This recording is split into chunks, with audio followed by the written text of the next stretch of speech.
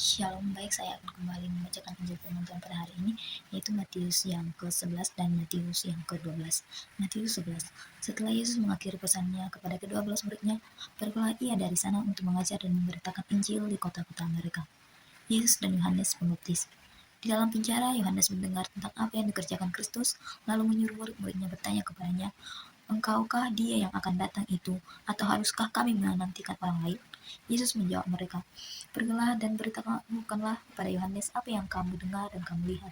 Orang buta melihat, orang lumpuh berjalan, penderita penyakit kulit dilahirkan, orang tuli mendengar, orang mati dibangkitkan, dan kepada orang miskin diberitakan kabar baik. Berbahagialah orang yang tidak menjadi kecewa dan menolak aku." Setelah murid-murid Yohanes pergi, mulailah Yesus berbicara kepada orang banyak itu tentang Yohanes. "Untuk apa kamu pergi ke padang gurun? Melihat bulu yang digoyangkan anginkah? Atau untuk apa kamu pergi melihat orang yang berpakaian haluskah? Orang yang berpakaian halus itu tempatnya di istana raja. Jadi untuk apa kamu pergi melihat nabi kah? Benar, aku berkata kepadamu bahwa lebih daripada nabi. Tentang dialah ada tertulis, lihatlah, aku menyuruh utusanku mendahului engkau, ia akan mempersiapkan jalanmu di hadapanmu.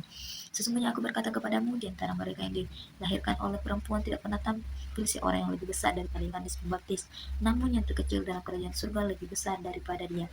Sejak tampilnya Yohanes Pembaptis hingga sekarang, kerajaan surga diserbu dan orang yang menyerbunya mencoba merebutnya.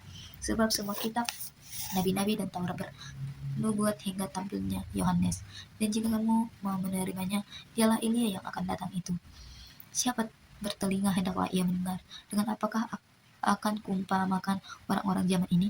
Mereka seumpama anak-anak yang duduk di pasar dan berseru kepada teman-temannya, "Kami meniup seruling bagimu, tetapi kamu tidak menari. Kami menyanyikan kidung duka, tetapi kamu tidak berkabung. Sebab Yohanes datang, ia tidak makan, tidak minum, dan mereka berkata, ia kerasukan setan. Kemudian anak manusia datang, ia makan dan minum, dan mereka berkata, lihatlah, ia seorang pelahap dan peminum, sahabat pemungut cukai dan orang bodoh dan orang berdosa.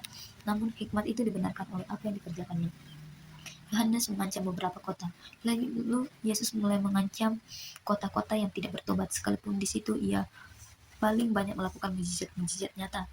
Mujizatnya, "Celakalah engkau, Korajim, celakalah engkau, Betsaida, sebab jika di Tirus dan di Sidon terjadi mujizat-mujizat yang telah terjadi di tengah-tengah kamu, sudah lama mereka bertobat dengan berkain kabung dan abu. Tetapi aku berkata kepadamu, pada hari penghakiman, tanggungan Tirus dan Sidon akan lebih ringan daripada tanggunganmu.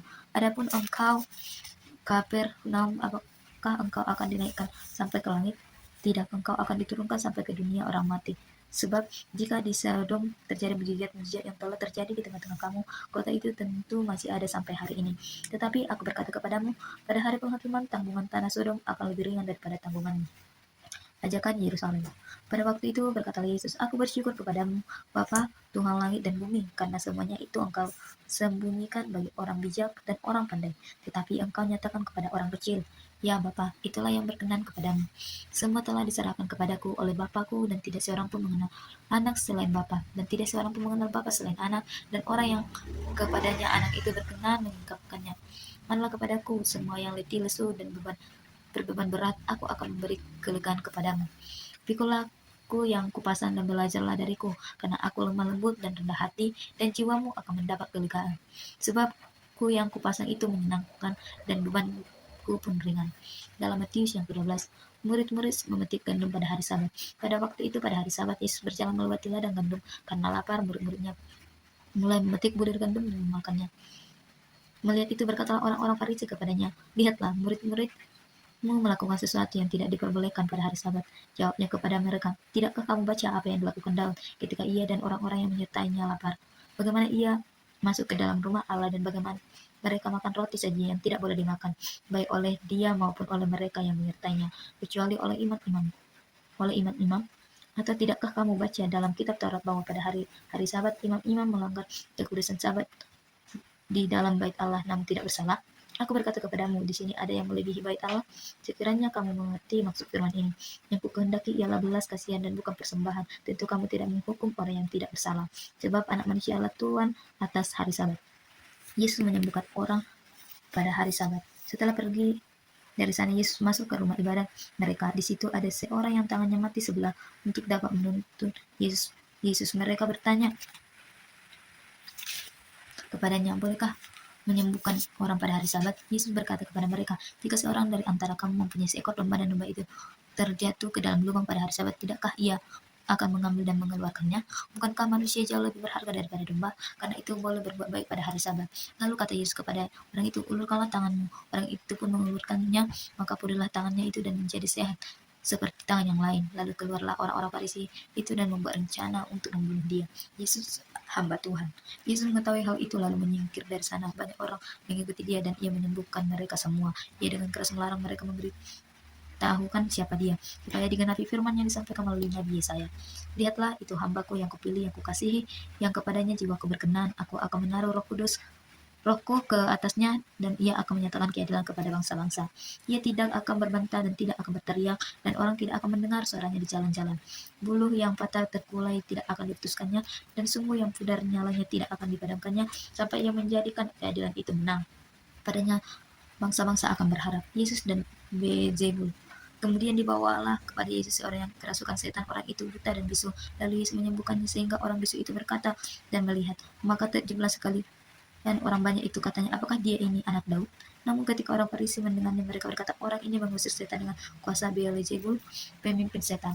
Yesus mengetahui Yesus mengetahui pikiran mereka lalu berkata kepada mereka, "Setiap kerajaan yang terpecah pasti binasa, dan setiap kota atau rumah tangga yang terpecah tidak akan bertahan. Demikianlah juga kalau iblis mengusir iblis, ia pun terpecah dan melawan dirinya sendiri. Bagaimanakah kerajaannya akan bertahan?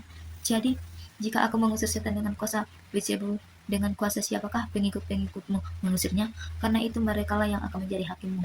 Namun jika aku mengusir setan dengan kuasa Roh Allah, maka kerajaan Allah sudah datang kepadamu. Atau bagaimanakah orang dapat memasuki rumah seorang yang kuat dan merampas harta bendanya apabila ia tidak lebih dulu mengikuti orang kuat itu? Sesudah ia barulah ia merampok rumahnya. Siapa yang tidak bersama aku, ia melawan aku, dan siapa yang tidak mengumpulkan bersama aku, ia mencerai beraikan.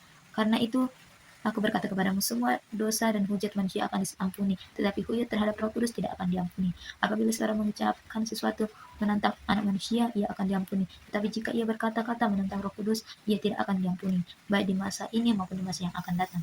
Jikalau kamu membuat suatu pohon baik, baik pula buahnya. Jikalau kamu membuat suatu pohon tidak baik, tidak baik pula buahnya, sebab dari buahnya pohon itu dikenal. Hai kamu keturunan ular berbisa, bagaimanakah kamu dapat mengucapkan hal-hal yang baik sedangkan kamu sendiri jahat? Sebab yang diucapkan mulut meluap dari hati. Orang yang tidak baik mengeluarkan hal-hal yang baik dari perbendaharaannya yang baik, dan orang yang jahat mengeluarkan hal-hal yang jahat dari perbendaharaannya yang jahat. Aku berkata kepadamu, setiap kata gegabah yang diucapkan orang akan dipertanggungjawabkannya pada hari penghakiman. Sebab menurut ucapanmu engkau akan dibenarkan, dan menurut ucapanmu pula engkau akan dihukum. Tanda Yunus. Pada waktu itu berkatalah beberapa ahli Taurat dan orang Farisi kepada Yesus, "Guru, kami ingin melihat suatu tanda dari Engkau." Jawabnya kepada mereka, "Generasi yang jahat dan tidak setia ini menuntut suatu tanda, tetapi kepada mereka tidak akan diberi tanda selain tanda Nabi Yunus. Sebab ia seperti Yunus tinggal di dalam perut ikan besar 3 hari 3 malam, demikian juga Anak Manusia akan tinggal di dalam rahim bumi 3 hari 3 malam. Pada waktu penghakiman, orang-orang Niniwe akan bangkit bersama generasi ini dan menghakimi mereka. Sebab orang-orang di Niniwe itu bertobat ketika mendengar pemberitaan Yunus, dan sesungguhnya yang ada di sini lebih daripada Yunus. Pada waktu penghakiman, ratu dari selatan itu akan bangkit bersama generasi ini dan menghakimi mereka juga. Sebab ratu ini datang dari ujung bumi untuk mendengarkan hikmat Salomo, dan sesungguhnya yang ada di sini lebih daripada Salomo. Kembalinya roh jahat. Apabila roh jahat keluar dari seorang, ia mengembara ke tempat-tempat yang tandus mencari perhatian, tetapi tidak menemukannya. Lalu ia berkata, "Aku akan kembali ke rumah yang telah kutinggalkan itu." Ia pun pergi dan mendapati rumah itu kosong, bersih, tersapu, dan rapi teratur. Lalu ia keluar dan membawa serta 7 roh lain yang lebih jahat daripada dia. Mereka masuk dan tinggal di situ. Akhirnya keadaan orang itu lebih buruk daripada keadaannya semula. Demikian juga akan berlaku atas orang-orang yang jahat ini. Yesus dan sanak saudaranya. Ketika Yesus masih berbicara dengan orang banyak itu, ibunya dan saudara-saudaranya berdiri di luar dan ingin berbicara dengan dia. Seseorang berkata kepadanya, "Lihatlah, ibumu dan saudara-saudaramu ada di luar dan ingin berbicara dengan engkau." Jawab Yesus kepada orang yang berkata kepadanya, "Siapa ibuku? Siapa saudara-saudaraku?" Lalu katanya sambil menunjuk ke arah murid-muridnya, "Inilah ibuku dan saudara-saudaraku. Sebab siapa saja yang melakukan kehendak Bapakku di surga, dialah saudaraku laki-laki, saudaraku perempuan, dan ibuku." Begitulah isi firman Tuhan. Shalom.